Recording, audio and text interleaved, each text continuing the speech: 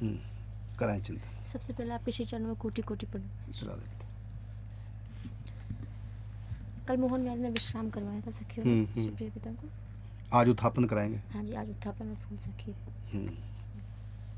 उत्थापन से पहले जो हाँ जी तैयारी करती है ना। ठीक।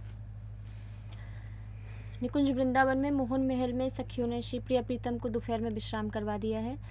विश्राम करवाने के पश्चात सभी सखियां मणिमंडल पर आकर अपने आपस में एक दूसरे के सौभाग्य का बड़ी प्रसन्नता से वर्णन कर रही हैं और आगे जो लीला करनी है श्री लाडली लाल के उत्थापन की सभी तैयारियों में लग जाती हैं।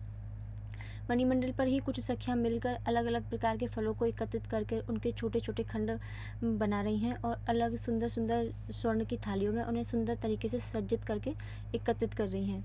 वहीं पर कुछ और सखियां मिलकर अलग अलग फलों की, जिसमें आम है और शरबत है, गुलाब का शरबत है, अलग अलग फलों का और अलग अलग प्रकार के रसों को एकत्रित करके अलग अलग स्वर्ण के गिलासों में एकत्रित करके स्वर्ण की थालियों में सुसज्जित कर रही हैं। कुछ सखियां जो सूखे मेवे हैं, बादाम है, काजू है या अखरोट है, किशमिश है, अनेक प्रकार के मेवों को एकत्रित करके उनको भी भोग के लिए एकत्रित कर रही हैं। कुछ सखियां आसपास की फुलवारियों से फूलों की कलियां और छोटे छोटे फूलों को एकत्रित करके गजरे, अलग अलग आकार के गजरे बनाने में व्यस्त हो गई हैं। श्री तुंग विद्या जी और उनके साथ की जो यूथ की सखियां हैं वो अलग अलग वाद्य यंत्रों को व्यवस्थित करके श्री लाडली लाल के उत्थापन के समय जो गीत गाए जाएंगे उसकी व्यवस्था में लग गई हैं। श्री गुरुपद सखी अपनी गुरुपद सखी के साथ पूरे मोहन महल का जो मणिमंडल है उसमें सुंदर इत्र से उसको सुवासित करने में लगे हैं। इस प्रकार से सभी सखियों ने अपनी सेवाओं को संभाल कर और पूर्ण मनोयोग से उसको करना प्रारंभ कर दिया है। दोपहर लगभग 3:30 बजे सखियां श्री प्रिय प्रीतम को उत्थापन कराती हैं। इस समय तक आते आते सभी की सेवा लगभग पूर्ण हो गई है और श्री तुंग विद्या जी अपने सुंदर वीणा में तार को झनकित करती हुई श्री लाडली लाल को उत्थापन कराने के लिए प्रेम पूर्ण गाना प्रारंभ करती हैं। उस समय के लिए जो राग उपयुक्त है उसी राग में वह गाना शुरू करती हैं और उनके सहयोग में ही उनकी साथ की जो सखियां हैं वो वाद्य यंत्र बजाना शुरू करती हैं। श्री प्रिय प्रीतम को जगाने के लिए बड़ी प्रेम से उनको उठने के लिए, और कुछ समय ही दिन का शेष रहा है, इस तरह से प्रेम भरी मनोहार करते हुए उठने के लिए प्रार्थना करती हैं और कहती हैं कि आगे भी चलना है। और जो फूल सखी हैं उनकी तरफ से भी सुंदर झांकियों का और फूल बन का मनोरम दृश्य प्रकट किया गया है। आप सब उसको देख के और भी प्रसन्न होंगे, तो कृपा कर अब आप इस अपने विश्राम से बाहर आएँ। इस तरह की वो प्रार्थना करती हैं और उनके वाद्य यंत्रों की धुनी से और गान की धुनी से श्री लाडली लाल अपने उस विश्राम में विक्षेप सा पाकर और उठने के लिए थोड़े हिलते हैं और कुंज की जो मोहन महल की जो जालियां हैं उनसे सभी सखियां उस वक्त एक टक निगाहें रखे हुए हैं कि जैसे ही प्रिय प्रीतम उठते हैं तो उनकी आगे की सेवा प्रारंभ करें।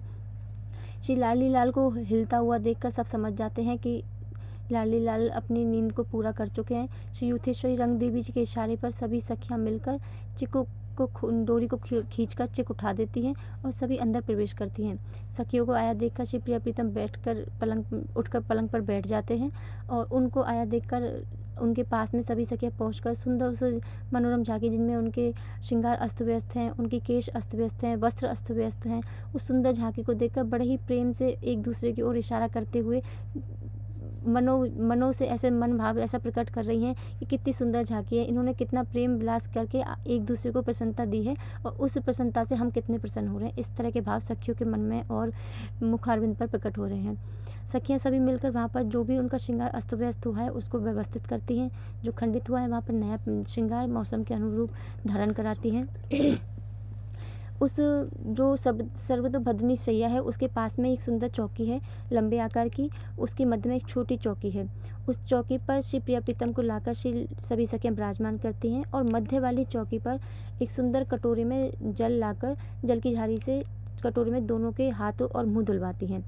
एक सुंदर कोमल तौलिया से हाथ और मुंह पुछवाकर उनकी उसी चौकी पर उस वक्त के लिए भोजन के लिए अल्पाहार के लिए जो भी व्यवस्था सखियों ने की थी, जिसमें सूखे मेवे हैं, अलग अलग ऋतु के अनुसार फल हैं और अलग अलग फलों के रस हैं, शरबत हैं, वो सब वहाँ एकत्रित करके उनको पवाने के लिए वहाँ उपस्थित होती हैं और बड़े मनोहार पूर्वक अपने हाथों से ले लेकर श्री प्रिया प्रीतम को सखियाँ पवाती हैं और रसों का पान करवाती हैं। कुछ समय तक इस लीला को करने के पश्चात जब से कि ये लीला शुरू हो रही है तो बाहर तुंग विद्या जी आदि सखियों को पता हो गया है कि भोजन शुरू हो गया, तो उसी के अनुरूप वो वहाँ भी पद गायन शुरू कर देते हैं और भोजन का कुछ जितना भी अल्पाहार श्री लाडली लाल को करना है उसको करवा के उनके सखियाँ हाथ धुलवाती हैं मुँह पुछवा कर, फिर उन्हें फूल सखी की फुलवारी की ओर ले जाने से पहले ही वहाँ पर सखियाँ आकर प्रार्थना मनोहार करती हैं कि फूल सखी की जो फुलवारी है वो पूर्ण रूप से सज्जित हो गई है और उन्होंने सखियाँ भेजी हैं कि आप आके एक बार दर्शन करें और आनंद लें।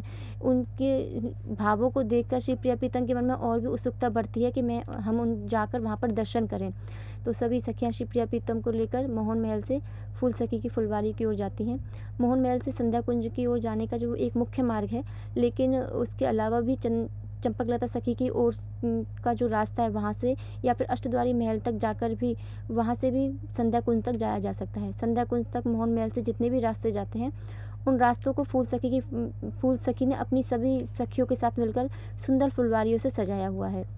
उन्हीं रास्तों से होते हुए मोहन महल से बाहर आकर मुख्य मार्ग पर और मुख्य मार्ग से आगे जाते हुए पुलिया को पार करके फुलवारियों की ओर से होते हुए सभी सखियाँ श्री लाडली लाल को वहाँ ले जाती हैं।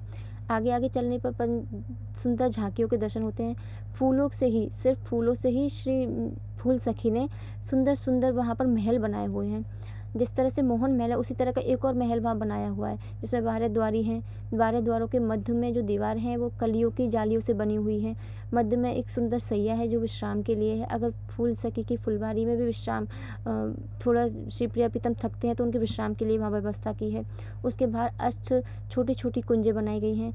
जो फूल सखियाँ श्री रंगदेवी जी की जो प्रधान सखियाँ हैं उनमें रंगदेवी जी की जो अष्ट प्रधान सखियाँ हैं उनमें से 7वीं सखियाँ श्री प्रेम मंजरी जी के ही यूथ की जो प्रेम मंजरी की जो अनुचर सखियाँ हैं उनमें प्रधान है श्री वृंदा सखी। ये वृंदा सखी ही फूल सखी हैं और ये श्री निकुंज वृंदावन की अधिष्ठात्री सखी हैं।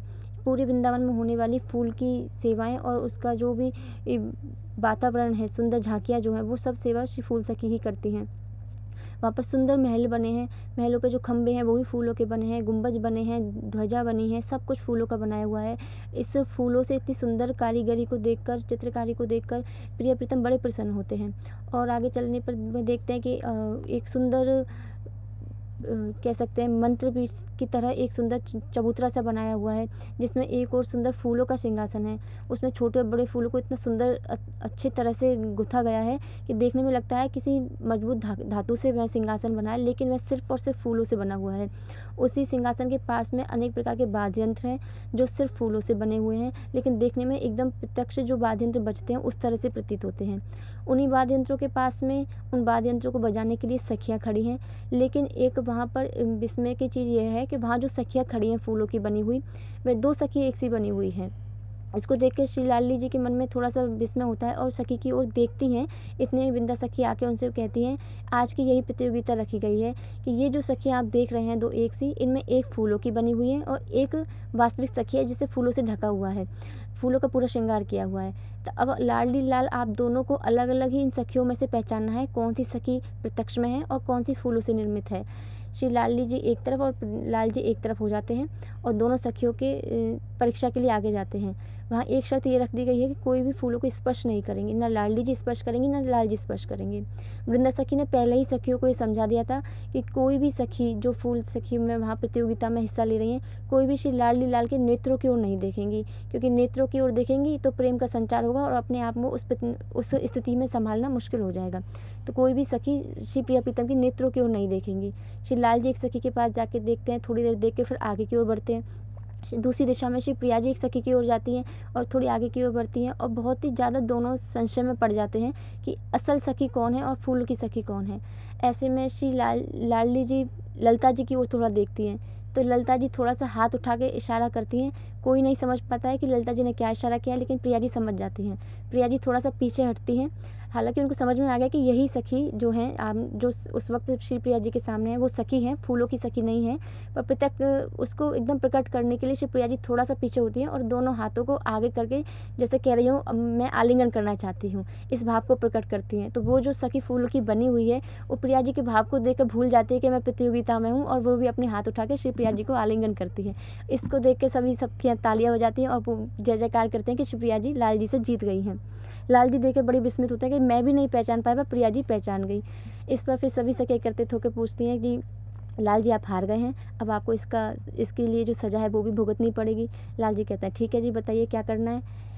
फिर सखियाँ लाल जी को समझाती हैं कि इसी पूरे क्षेत्र में एक सुंदर कमल कुंज बनी हुई है, वहाँ हम प्रिया जी को छुपाएंगे। आपको प्रिया जी को उस कमल कुंज में ढूंढना है कहाँ पर हैं। प्रिया जी को पूर्ण रूप से हम कमलों से सजाएंगे, सिर्फ एक ही अंग के वहाँ दर्शन होंगे। पूरे श्री अंग में से कोई भी एक अंग हो सकता है जिसके दर्शन होंगे। आपको श्री प्रिया जी को उस अंग के दर्शन से ही पहचानना है। लाल जी कहते हैं ठीक है प्रिया जी, तो मुझसे पूर्ण रूप से मैं एक एक अंग प्रत्यंग को श्री प्रिया जी को पहचानता हूँ तो मैं इसको आराम से जीत जाऊँगा। इस भाव से वो सहमति दे देते हैं। श्री ललिता जी लाल जी की आंखों को बंद करती हैं। रंग देवी जी आदि सखियाँ ले जाकर उस कमल कुंज में प्रिया जी को विराजमान करती हैं। कुंज एक पूर्ण रूप से कुंज नहीं है, एक क्षेत्र है जहाँ सिर्फ कमल के फूल हैं। वहाँ श्री प्रिया जी को विराजमान कर देते हैं और कंठ पर्यंत उनको कमल के फूलों से ढक देते हैं। उनके मुख को भी ढक दिया गया है, सिर्फ दोनों हाथ बाहर रह गए हैं। श्री प्रिया जी के जो कर कमल हैं उनकी अंगुलियां कमल की पत्तियों के जैसी हैं। इस पर सखियां उनको समझाती हैं कि आपको अपने हाथों को कमल की तरह ऐसे फुलाकर खिलाकर और अपने शीश पर रख लेना है। शीश तक श्री प्रिया जी को कमल से ढक दिया गया है और सिर्फ नेत्र छोड़ दिए गए हैं जिससे वो देख लेंगे कब लाल जी वहाँ आ रहे हैं। इतना हो जाने पर पूरी प्रतियोगिता की तैयारी होकर ही लाल जी के नेत्रों को खोल दिया जाता है और लाल जी उस कुंज की ओर चलते हैं। एक एक कमल के फूल को बड़े प्रेम से और बड़े ध्यान से देखने पर भी वे नहीं पहचान पाते हैं कि प्रिया जी कहाँ हैं, और जहाँ प्रिया जी बैठी थी वहाँ से आगे निकल जाते हैं। लेकिन जैसे ही वो आगे निकलते हैं तो प्रिया जी के जो हाथ हैं उनकी उंगलियों से उनका पीताम्बर थोड़ा सा स्पर्श कर जाता है। लाल जी प्रिया जी को नहीं पहचान पा रहे हैं। कुछ ही क्षण अभी बीते हैं पर उनको विरह व्याप जाता है और श्री प्रिया जी की एकटक नज़र लाल जी पे है। और जब वो देखती हैं कि लाल जी पर विरह की स्थिति हो रही तो ऐसे में श्री प्रिया जी भी कंपित सी हो जाती हैं और जो उन्होंने अपने करकमल मस्तक पर रखे हुए थे वो भी कंपित हो जाते हैं। सारे फूल स्थगित रखे हैं लेकिन एक ही कमल हिल रहा है। इसको देखकर श्री लाल जी समझ जाते हैं कि यही प्रिया जी हैं। तो जो विरह की थोड़ी सी वेदना होने लगी थी वह उसी वक्त स्थगित हो जाती है और लाल जी आनंदित हो जाते हैं। पीछे वापस आकर श्री लाल जी जोर से बोलते हैं, प्रिया जी जब मिलेंगी तो मैं उनको एक कमल का फूल भेंट करूंगा, वह कमल मैंने चुन लिया है। श्री लाल जी लाडली जी के दोनों हाथों को अपने हाथों से इस तरह से पकड़ते हैं जैसे वो कोई कमल तोड़ रहे हैं। जैसे ही उस कमल को पकड़ के वो तोड़ने की मुद्रा में होते हैं, श्री प्रिया जी वहाँ खड़ी हो जाती है और लाल जी प्रिया जी गाढ़ आलिंगन करते हैं। इस प्रतियोगिता में लाल जी जीत जाते हैं और फिर सभी तालियां बजाकर खूब जय जयकार करती हैं। इस समय तक थोड़ा सा अंधेरा सा होने लगता है और बादल जो आसमान में हैं वो थोड़े से सुनहरे होने लग जाते हैं। इसलिए संध्या कुंज की लीला के लिए फिर सभी सखियाँ लाल जी और प्रिया जी को लेकर मुख्य मार्ग पर आती हैं और संध्या कुंज की ओर जाने लगती हैं। जय श्री राधे, जय श्री।